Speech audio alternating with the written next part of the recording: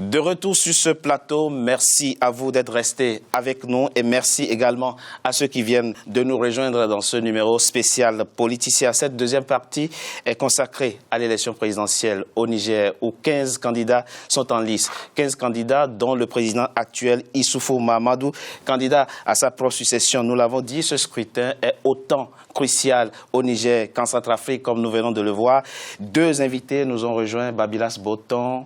Vous êtes journaliste, merci d'avoir accepté notre invitation. Merci. Notre éditorialiste Daoud Attal, merci d'être venu. Merci. Et naturellement, Djemal est fidèle au poste. Avant de parler de ce scrutin, je vous propose de suivre ce reportage de notre correspondant au Niger. Un reportage qui nous plonge au cœur de la campagne électorale. Il est signé Sadou Mokhtar. Ouverte depuis le 30 janvier dernier, la campagne pour la présidentielle couplée aux législatives bat son plein au Niger. À Niamey, dans la capitale, c'est surtout des affiches, des banderoles, des fanions à l'effigie des différents candidats, des partis politiques en lice qui ornent le moindre coin des rues. Sur la principale artère du rond-point des armées, très animée autrefois, la circulation est beaucoup plus fluide. Dans un an, je serai diplômé, donc moi, mon souhait est que le prochain président nous trouve du travail. Ce que nous attendons de celui qui sera élu est qu'il nous fasse du bon travail. Nous allons élire celui qui va travailler pour le pays. En tant que jeunes, nous espérons qu'avec le président élu, le pays avancera. Sur une population estimée à plus de 17 millions d'habitants, ils sont plus de 7,5 millions d'électeurs qui iront aux urnes le 21 février 2016. Les populations attendent beaucoup des 15 candidats qui vont s'affronter dans 2 semaines. Ibrahim Yacouba est mon candidat et je prie qu'il soit le vainqueur afin qu'il puisse créer de l'emploi aux jeunes. Le candidat Taraya est notre choix. Il a fait, nous en sommes témoins et nous lui disons merci. Il a initié Niamey Niala, Dosso Soga et Maradi Kolia.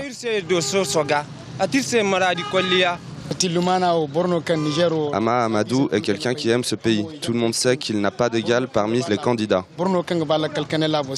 Sur les 17 formations politiques de l'opposition qui ont fait une alliance pour l'alternance au Niger en 2016, 4 d'entre elles présenteront des candidats à la présidentielle. Le but de cette stratégie étant d'empêcher, en cas de second tour, une éventuelle réélection du président sortant Issoufou Mahamadou. Ce dernier est quant à lui soutenu par une quarantaine de partis politiques. Messieurs, ils sont 7 500 000 électeurs à se rendre aux urnes le 21 février prochain. Nous l'avons vu dans l'élément qui vient de passer. Ils placent l'emploi, mais il y a d'autres défis aussi qu'ils attendent que relève le futur président. Selon vous, quels sont les défis prioritaires aujourd'hui auxquels doit s'attaquer le président Mahamadou Issoufou au Niger ? Au Niger, les défis, le premier défi, c'est le développement. Forcément, étant donné que quand on regarde la position du pays au niveau de l'indice de développement humain, il est le dernier. Donc, à partir de ce moment-là, il est clair que il y a une marge d'effort qui est quand même très grande à ce niveau-là. L'accès à l'éducation, l'accès à la santé, l'accès à des revenus qui puissent permettre d'améliorer les conditions de vie des populations les plus défavorisés. Cela est un enjeu de taille au Niger. Maintenant, il y a aussi à côté de ça la sécurité, puisqu'on sait que dans la lutte contre le terrorisme, c'est un pays quand même qui est entouré par une zone de tension qui est assez impressionnante. Et à partir de ce moment-là, c'est d'ailleurs très bien que le pays soit calme encore, mais il faut que le futur président puisse maintenir le cap à ce niveau. Monsieur Boton, ce faible classement signe-t-il d'une certaine manière l'échec du président Mahamadou Issoufou? Je ne parlerai pas d'échec, mais je dirais, c'est un classique. Hein. Vous pouvez promener vos micros dans tous les pays africains aujourd'hui, c'est la même chose qui revient. Il y a pas, ça devient un effet redondant parce que les peuples ont les mêmes problèmes. Développement, éducation, santé, emploi, c'est pratiquement la même chose et personne, fut-il le président le plus important du monde, qui va régler ces problèmes-là en 5 ans. Par exemple, Mahamadou Issoufou a eu droit à 5 années. En 5 années, peut-être il a insufflé quelque chose. Je ne suis pas surpris qu'aujourd'hui, que les gens commencent à continuer. Même quand certaines mauvaises langues disent oui, il n'a rien fait, il n'a rien fabriqué du tout. Moi, je ne m'attends pas à mieux que ça parce qu'il faut ébaucher, il faut voir d'où on est parti. Dans un pays, quand vous regardez dans le classement des indices de développement, où se trouve le Niger. Le Niger est pratiquement au bas du peloton. Et puis, tout dirigeant qui va arriver aujourd'hui va amorcer quelque chose. Il faut beaucoup d'années, il faut beaucoup de moyens, beaucoup de volonté, et ce n'est pas la volonté qui manque, je crois. Il faut beaucoup d'années. Gemal, vous pensez que pour résoudre significativement les problèmes sur le continent, il faut au moins 2 mandats? Pas que le continent, partout. C'est-à-dire que nous avons besoin d'un peu de durée pour faire un peu ce qu'on a l'intention de faire. La politique est un métier ingrat. Et le temps est toujours très court. C'est-à-dire que vous arrivez, vous avez un premier souci, c'est de récompenser ceux qui vous ont aidé. Puis après, vous travaillez un peu et votre souci, c'est de vous faire réélire. C'est-à-dire que le temps d'action lui-même est très court. Et quand vous n'allez pas très vite, vous avez tellement d'attentes que vous allez forcément décourager les gens. Et donc, naturellement, le président Issoufou n'échappe pas à ça. Babilas dit une chose qui est très juste. Rappelez-vous d'où vient le pays. Le président Issoufou est arrivé après un coup d'État, celui de M. Selou Djibo. Et donc, Salou Djibo. Et donc, il arrive dans un pays qui, en réalité, a connu des années très longues et plutôt difficiles du président Tandia. Il a tout à construire, tout à faire, tout à fabriquer, tout à réaliser. Moi qui connais un peu Niamey, entre ce qu'elle était en 2010 et ce qu'elle est aujourd'hui, il n'y a pas photo. Entre la consolidation de la démocratie, de ce qu'elle était, de ce qu'elle est devenue, il n'y a pas photo. Mais enfin, pardon, dans une élection, quelle qu'elle soit, on n'est jamais réélu sur un bilan. Les peuples n'ont pas de mémoire et le bilan est oublié tout de suite. Donc, le président Issoufou a l'obligation, et il le fait, et je fais confiance de ce point de vue-là, d'ailleurs, à sa capacité de le faire, c'est de préparer un bon bilan, mais surtout d'avoir un beau projet. Le projet, encore une fois, et la situation est totalement différente du reste, parce que les enjeux de sécurité et ce que dit donc Africa Metrics est très joli. C'est-à-dire que quand on voit ce à quoi s'attend...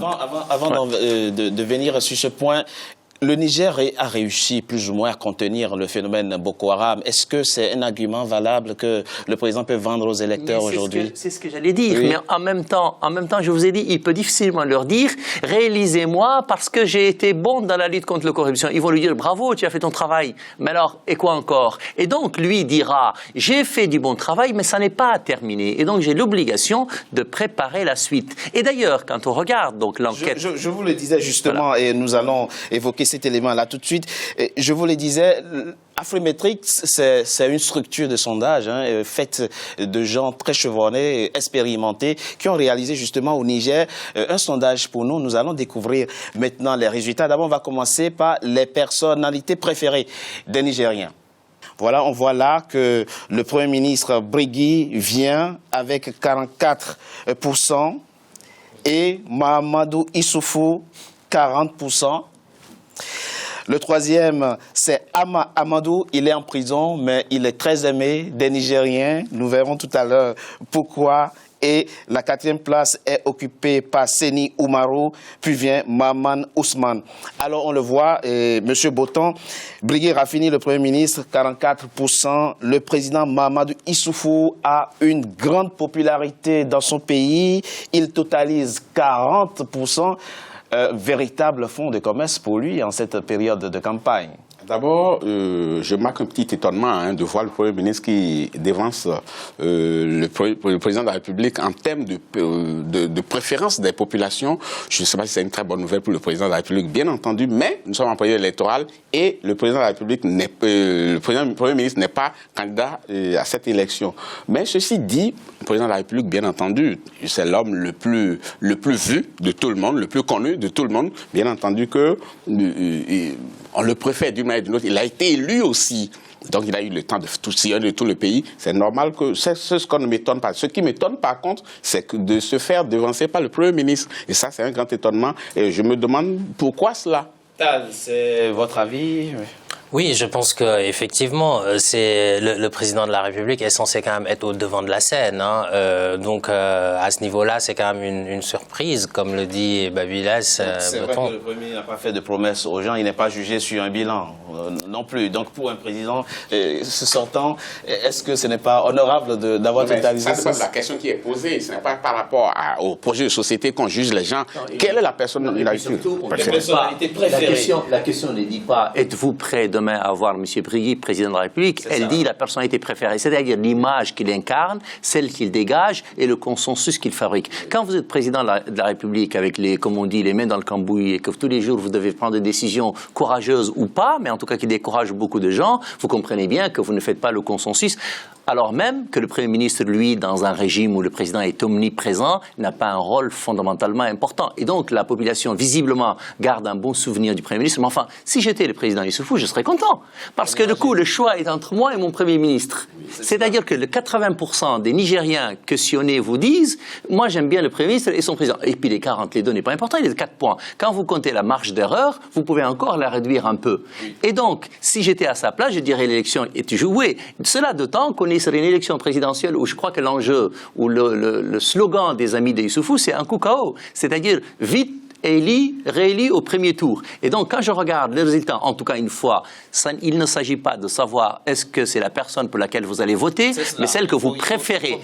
Mais quand vous savez que le président et son premier ministre sont les deux personnalités les plus préférées de 80%... Oui, c'est-à-dire que le tandem fonctionne et le tandem est aujourd'hui celui qui est candidat à l'élection présidentielle. Mais nous connaissons un autre pays où le Premier ministre dévance largement dans les sondages le président de la République. Mais évidemment. Il y a le phénomène Ama Amadou aussi, voilà, quelqu'un qui est en prison, mais qui est quand même présent dans le cœur des Nigériens. Je crois que c'est un aspect dont il faut tenir compte pour la suite. Ça ne veut pas dire... Je veux dire un mot sur Ama Amadou, si vous le permettez, Richard. Vraiment. C'est-à-dire que... Mais vite fait. C'est-à-dire que, pardon, pour le président Issoufou, c'est 40%. Pour Ama Amadou, qui lui n'est responsable de rien, ne répond de rien, c'est 26%. C'est bien, c'est beaucoup. Enfin, c'est pas énorme pour gagner une élection présidentielle. Deuxième chose qui est importante, c'est qu'il l'oublie tout le temps. Celui qui a joué au second tour contre le président Issoufou en 2011, ce n'est pas Ama Amadou, il était 3e. Et le deuxième, c'était Sénégal. Et donc voilà, c'est-à-dire qu'encore une fois, si j'étais le président Issoufou, j'ai toutes les conditions de me réjouir. Parce que finalement, c'est pas si mauvais que ça. Nous allons découvrir maintenant la deuxième rubrique, c'est-à-dire les principaux besoins, une hiérarchisation des besoins des Nigériens. On va voir quels sont les besoins qui arrivent prioritairement en tête. On va voir le tableau. Voilà, on découvre que la sécurité est la principale préoccupation des Nigériens. Vient ensuite la santé, sécurité qui recueille 53%, la santé avec 51%, la lutte contre la corruption avec 46%, l'éducation 45%, le développement économique et l'emploi, nous l'avons vu dans le reportage qui est passé tout à l'heure où les jeunes attendent effectivement du futur président la création de plusieurs emplois. C'est une hiérarchisation que vous comprenez, que les Nigériens placent la sécurité en tête de leurs préoccupations? Alors oui, je vais vous répondre, mais je suis toujours frappé, moi, par les mémoires des peuples tout de même. C'est-à-dire que, autant, un sondage, c'est toujours un instant T. Et donc la personne que vous aimez aujourd'hui, vous ne l'aimez peut-être pas demain, ou celle que vous avez aimée hier, vous l'aimerez probablement davantage. Et donc, on ne peut encore pas gloser là-dessus. Mais sur les choix et les priorités, je suis toujours frappé. Si j'étais quelqu'un du Niger, il est bien entendu que pour moi, la sécurité est avant tout la priorité de tout. C'est évident. On dit d'ailleurs que la sécurité est la première des libertés, c'est important. Mais je pense, moi, qu'à rajouter aux questions de sécurité dans un pays comme le Niger, rajouter forcément celle de l'emploi. Parce qu'encore une fois, c'est lui qui se fait exploser, il se fait exploser parce que d'abord il n'a pas de travail. Et donc je pense moi que régler ce problème-là est une chose importante. Mais le deuxième constat que me fait remarquer ce sondage, c'est les questions d'électricité. Je veux dire, quand vous êtes quelqu'un du Niger et que 80% de votre électricité vient du Nigeria, vous vous dites d'abord, moi mon premier souci c'est que le taux de pénétration chez moi est très faible et si je veux demain de me développer, j'ai besoin d'avoir de l'électricité chez moi. Parce qu'encore une fois, l'un des gros soucis du Niger, mais c'est pas que le Niger, c'est valable dans tous nos autres pays, c'est que quand vous voulez entreprendre, vous avez de l'électricité 2-3 heures de coupée par jour. Vous avez encore une deuxième difficulté, c'est-à-dire que la route devant chez vous ne fonctionne pas, la connexion Internet ne fonctionne pas. Et donc, naturellement, l'entreprise que vous êtes censé faire gagner de l'argent ne fonctionne pas non plus. Alors que là, leur souci est évidemment les soucis de santé, mais enfin, chaque pays a ses priorités. Si vous faites le même sondage dans un pays comme l'Afrique du Sud, vous aurez d'autres soucis, bien entendu. Monsieur Boton, que vous inspire ce classement? D'abord, il faut dire que nous sommes en période d'attaque terroriste tous azimuts et le Niger n'est pas resté en marge de cela. Et cela justifie normalement le fait que la sécurité nationale soit la priorité des Nigériens. Et juste après cela, il y a la santé et la lutte contre la corruption. Je laisse la santé parce que tout le monde dans tous nos pays, on a des problèmes d'accès aux soins de santé. Mais la lutte contre la corruption, alors ça, on ne peut pas le tolérer. On ne peut pas le tolérer parce que si les Nigériens ont pu placer cela en bonne position, en troisième position, c'est que ça, le problème se pose. Or, comment peut-on avoir un problème de corruption dans un pays où le sous-développement gangrène le développement et tout. Donc, ça, c'est la faute des dirigeants. Donc, les dirigeants ont une bonne leçon à recevoir de là en prenant des mesures idoines pour que le peu qu'il y a aujourd'hui à se partager entre les Nigériens, que ce soit uniformément réparti. Alors, une troisième rubrique, effectivement, qui nous renseigne de l'état d'esprit des Nigériens, de l'appréciation qu'ils font de leur pays. Nous allons découvrir donc le résultat. Alors, 41% des Nigériens se sentent en sécurité contre 37%. On voit que 36% placent les infrastructures comme un besoin prioritaire du pays. Et la surprise de cette étude, c'est que finalement, il n'y a que 9% de Nigériens qui sont satisfaits, très satisfaits de la démocratie, du fonctionnement de la démocratie au Niger. Si on s'arrête justement sur ce chiffre, 9% c'est très satisfait. Très satisfait, hein, bien sûr. Oui. 55% sont assez satisfaits. Mais quand même, on peut se rendre compte que les Nigériens aspirent à plus de démocratie, effectivement. Et puis, je pense que cet élément sera un enjeu aussi important dans cette élection. C'est-à-dire quel est le candidat qui va se présenter comme le plus capable de réformer les institutions de manière à permettre un petit peu plus de démocratie, plus d'expression, etc. Maintenant, bon, on peut pas dire que le Niger, c'est un pays où il y a pas, c'est pas le pays le moins avancé en matière de démocratie en Afrique, en effet. Mais en tout cas, ça fait partie des attentes fondamentales des populations à ce niveau-là. Merci d'avoir accepté notre invitation et d'avoir découvert avec nous les résultats du sondage réalisé par Afrimetrix. C'est un groupe, je l'ai dit, de sondage, de réalisation, hein, d'études et de réalisation de sondages qui réalisent pour la première fois, c'est une chose inédite, hein, pour la première fois en Afrique. Et ils feront de nouveaux sondages dont nous ferons bénéficier nos téléspectateurs à l'avenir. Merci, on marque une petite pause et on se retrouve dans un instant pour continuer la troisième partie de Politicia. À tout de suite.